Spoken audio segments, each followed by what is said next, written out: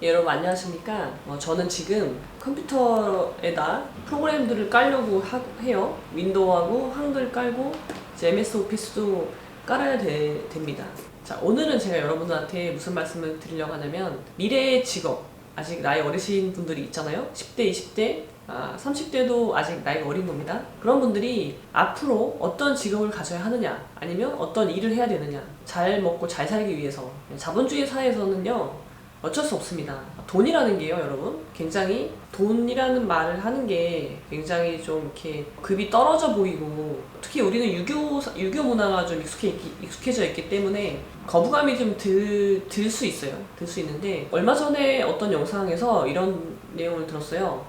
뭐 그런 거 있잖아요. 요즘 나는 돈이 없어도 돼. 돈 같은 거 필요 없어. 나는 그냥 내 지금 삶이 좋고, 그렇다고 말을 하잖아요. 그러면 돈도 그 사람을 신경 안 쓴다는 겁니다. 돈도 그 사람이 필요 없다는 거예요.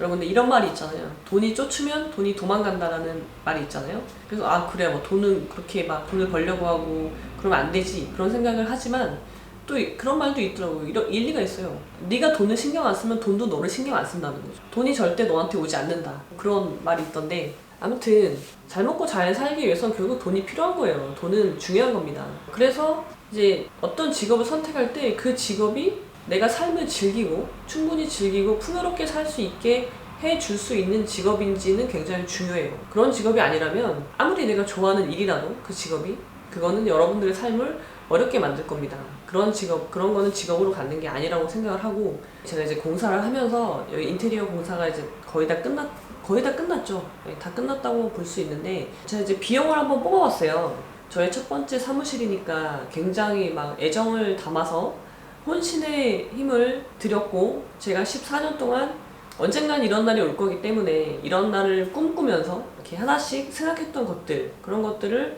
대부분은 구현한 것 같아요.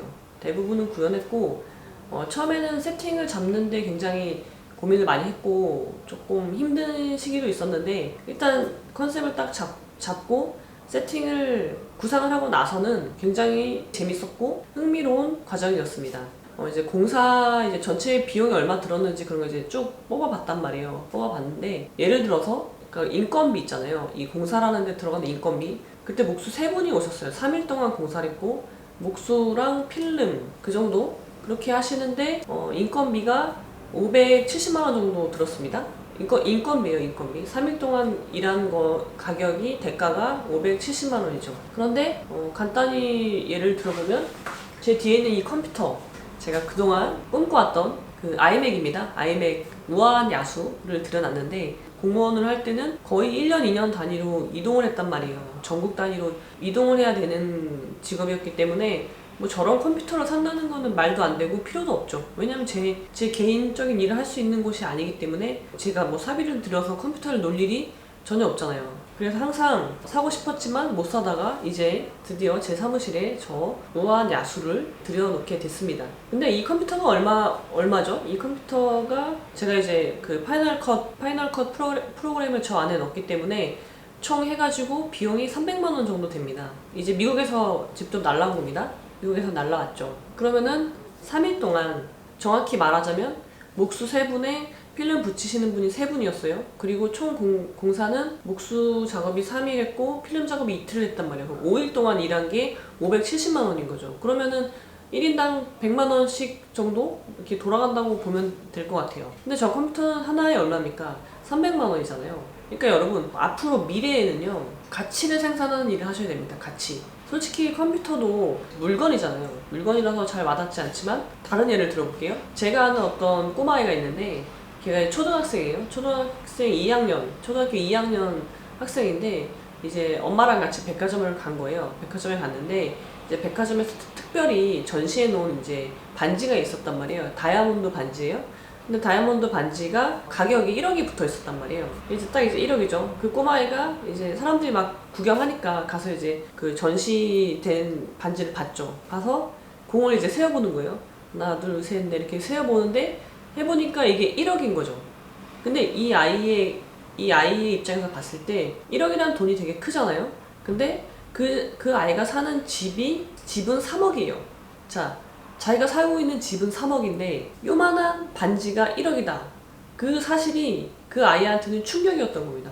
이게 어떻게 그럴 수가 있나. 그거에 대해서 되게 많은 충격을 받았죠.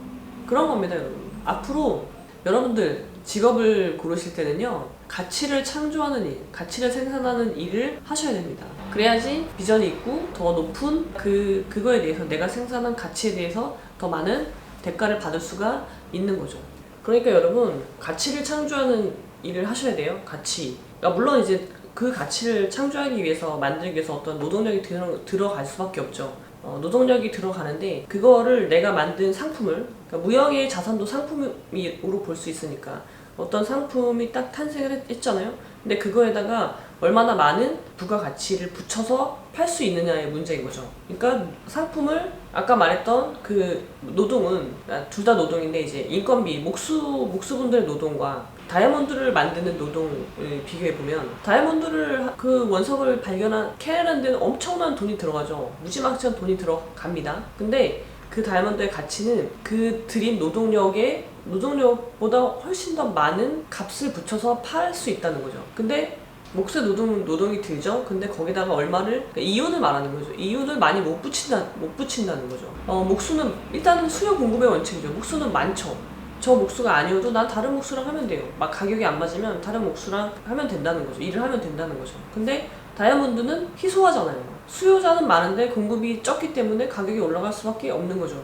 그러니까 그런 일을 해야 된다는 거죠. 그러면은 그렇게 되려면 어떻게 되냐면, 수요가 많은데 공급이 적은 걸 만들어야 되죠. 공급이 적다는 거는 희소해야 되는 거예요. 희소. 자, 그러면은 우리는 이제, 우리가 무슨 대단한 자본가가 아니잖아요. 그러니까 무슨 뭐 희귀한 물건을 어디서 찾아올 수는 없어요. 그런 걸 하기 위해서는 돈이 엄청나게 든단 말이에요. 개발비라든가 뭐 예를 들어서 히토류 같은 거, 그런 거 되게 희소하죠. 근데 그거를 채굴하는데 얼마나 많은 노동력과 비용이 듭니까? 그러니까 그런 거는 우리의 뭐 아예 선택지에 있지도 않은 거죠. 그러니까 우리 같은 그 몸뚱이가 재산인 사람들 있잖아요. 별다른 자산이 없는 그런 사람들은 어떻게 해야 되냐?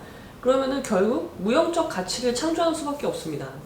무형적인 가치, 근데 희소한 무형 자산을 만들어내는 것이 바로 미래를 대비하는 일이고, 그게 미래에 정말 전망이 좋은 직업이 되는 거죠. 그럼 뭐예요? 희소한 무형의 자산이라는 거는 결국, 그렇다면 나밖에 할 수 없는, 내가 아니면 할 수 없는, 내가 아니고 다른 사람이 해서는 의미가 없는 그런 일을 하셔야 된다는 거죠. 그런 가치를 만들어내야지 됩니다. 뭐가 있을까요? 나만이 할 수 있는 일, 나만이 창조해낼 수 있는 가치를, 어렵잖아요. 그게 결국은 창의력이랑 이어지는 겁니다. 창의력, 창조력. 어떤 창의적인 생각은 어디 하늘에서 뚝 떨어지는 게 아니고, 그 사람의 경험과 그 사람의 배경, 그 사람의 생각, 그런 것들이 합쳐져서 생기는 거죠. 그 사람만이 생각해낼 수 있는 거예요. 그게 바로 희소한 무형의 자산을 창조해낼 수 있는 흐름이 되는 거죠. 기반이 되고 토대가 되는 거죠. 밑거름이. 자, 그러려면 우리가 제일 좋은 건 직접 경험을 많이 하는 거겠죠. 많은 경험 속에서 그 경험이 나의 내면에 들어와서 내 내면의 우주와 만나서 그런 융합작용을 일으켜서 남들이 할 수 없는 다른 생각을 해내고, 그렇게 되는 거라고 저는 생각해요. 그 과정이 구체적으로 어떻게 되는지는 모르겠지만, 개인의 경험과 개인의 생각이 같이 합쳐지는 그 과정이 되게 중요하다고 생각을 하거든요. 융합이 되는 거. 왜냐면 경험은 사람마다 비슷한 경험은 할 수 있어요. 근데 다르단 말이에요. 생각은, 그것을 어떻게 받아들이는지, 내 안의 우주로 그것을 가지고 들어오는 방법은 다 다르니까, 아예 그걸 뭐 차단하는 사람도 있고, 자연스럽게 받아들이는 사람도 있고, 받아들여서 이미 내 안에 있는 다른 요소들과 그거를 합치는 거죠. 합쳐서 새로운 걸 만들어내는, 무형의 자산을 만들어내는 그런 게 이제 창조력이라고 할 수 있는데요. 결국 그 창조력은요, 결국 이제 내면에 그 밑거름이 있어야 돼요. 바탕이 있어야 되는 거죠. 재료. 그리고 그 재료는 뭡니까? 그 재료는 무협지죠.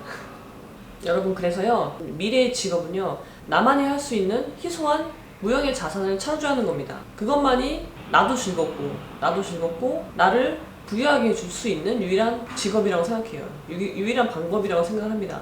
근데 그러기 위해서는 어떻게 해야 된다고요? 그러기 위해서는 토대를 쌓아야죠. 토대. 재료가 많아야 되잖아요. 사람은 재료가 많아야지 다양한 것들을 만들어낼 수가 있습니다. 근데 그 재료는 그 재료를 쌓는 방법 중에 하나는 뭐라고 말씀드렸습니까? 무협지를 읽으십시오. 무협지를 읽어서 호연지기를 기르고 그리고 다양한 그 책 그런 뭐 자기계발서 그런 거 말고요. 그런 거 말고 고전과 무협지도 고전이니까 그리고 뭐 유쾌한 삶을 유쾌하게 바라볼 수 있는 책들이 많이 있잖아요. 그런 책들을 읽어서 간접 경험을 많이 하시는 거를 추천드립니다. 그래서 여러분들의 내면에 에너지가 충만하게 만들고 여러 가지 에너지가 있는 거죠. 여러 가지 에너지들이 다양한 재료들이 돼서 이렇게 막 얘랑 부딪히기도 하고 얘랑 합쳐지기도 하면서 이제 새로운 게 나오는 거예요. 그 안에서. 저는 그렇게 생각합니다. 여러분, 창조적인 일은요 밖에 있는 게 아니에요. 여러분 내면에 있는 겁니다. 여러분 내면에서 나오는 거지 밖에 아무리 다른 사람이 하는 거 뭐 전망이 좋다는 거 쫓아가서 봐봤자 그게 내게 될 수는 없는 거예요. 나만이 할 수 있는 무형의 자산을 만드는 데 도움이 될 수는 있겠죠. 그것이 하나의 계기가 될 수는 있지만 결국 내 내면에서 나오는 겁니다. 제가 국비학 시험을 보고 이제 중국의 칭화대로 가서 2년 동안 석사를 했다고 했잖아요. 그러면서 또 저한테는 그게 굉장히 큰 충격과 제 인생에 물론 엄청 힘들었으니까 제가 말씀드렸잖아요. 연로한 나이에 유학을 갔기 때문에 20살짜리 그 중국 애들이랑 수업 들으면서 많은 문화적 충격과 여러 가지 일을 많이 당했어요. 그러면서 많은 도전을 받은 거죠. 도전을 받고 그거를 또 넘어서고 그런 과정들이 저한테는 있었거든요. 저는 좀 일기를 자주 쓰는데 그때 썼던 일기를 제 나름대로 제목을 적었어요. 나의 고유한 삶을 찾아서. 그래서 또 이렇게 타이핑을 쳐서 따로 이제 보관을 해두고 있거든요. 지금도 읽어보면 되게 재밌습니다. 자, 제가 하나 읽어드릴게요. 들어보세요. 우리는 그대를 천상의 것도 지상의 것도 그리고 비불사의 것도 불사의 것도 아닌 존재로 창조하였나니 그럼으로써 그대를 그대 자신의 의지와 명예에 따라 자유롭게 그대 자신의 창조자여 건설자가 되게 함이니라. 오로지 그대에게만 우리는 그대 자신의 자유의지에 의거한 성장과 발전을 주었도다. 그대는 하나의 우주적 생명의 싹을 그대 속에 간직하고 있나니라. 이거는 피코 델라 미란돌라라는 분이 쓰신 인간의 존엄성에 관하여 라는 문구예요. 제가 이제 이거를 그냥 이제 그 문구만 따서 너무 멋있잖아요. 우리라는 건 결국 신이겠죠. 신은 우리를 어떻게 만들었다는 거예요. 천사의 것도 지상의 것도 아닌 비불사의 것도 불사의 것도 아닌 존재로 창조하였나니 그대는 그대 자신의 내면에 우주적 생명의 싹을 갖고 있다라는 거죠. 그리고 오로지 당신에게만, 우리에게만, 나에게만 자유의지에 의거한 성장과 발전을 주었다는 거죠. 그러니까 여러분, 신은 여러분에게, 우리들에게 자유의지를 주셨단 말이에요. 그러면 그 자유의지에 따라서 내가 성장하고 발전해 나가는 건요, 여러분들의 의무입니다. 그 의무를 직무예요, 직무를 유기하시면 안 됩니다. 그래서 내 안에 있는 우주적 생명의 싹을 틔워야 되는 거죠. 그러기 위해서는 창조적인 생각, 창의력 그런 게 필요하다고 생각합니다. 그렇게 되는 게 결국은 그러니까 자기 내면을 성찰하는 거 그런 거하고 우리 자본주의 사회에서 돈을 버는 거하고 그게 저는 별개라고 생각이 안 들어요. 최근에는 그런 생각을 많이 하고 있어요. 결국 수미상관입니다. 이어져 있습니다. 그러니까 여러분들 내면을 탐구하고 내 내면에 있는 우주적 생명의 싹을 틔우시기를 기원드립니다. 그리고 그러기 위해서 해야 될 일, 책을 읽자. 책을요, 여러분, 다독도 좋은데요. 너무 많은 책을 한꺼번에 막 읽으면 그게 저는 그래요. 저는 그러니까 어떤 책을 읽고 그 책이 나한테 주는 그 계시라거나 어떤 그런 게 있어요. 내 성찰할 수 있는 그런 문구들이 있단 말이에요. 그런 것들이 나한테 내가 충분히 내 내면에서 받아들이고 내 나름대로 다시 해석을 해서 내 걸로 만드는 내 경험이랑 융합시켜서 내 걸로 만드는 과정이 필요한 것 같아요. 그래서 막 뭐 한 달에 책을 뭐 몇 권 딱 정해놓고 읽고 그런 거는 좀 아닌 것 같고 그리고 그때그때 꽂히는 책이 있어요. 그래서 그런 책들을 읽고 충분히 내 걸로 소화하고 그러니까 내 안에 체득시키고 체화시키고 그 다음에 또 다른 책 읽고 그런 게 더 좋은 독서법이지 않을까라고 생각을 합니다. 여러분들 강호의 세계에 한번 입문해 보시는 건 어떨지 적극 추천드립니다. 그럼 오늘은 여기까지.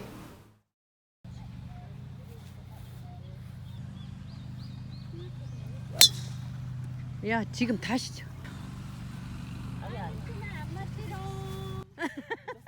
야 여기 있어. 아, 늦었어. 그래서 쳐.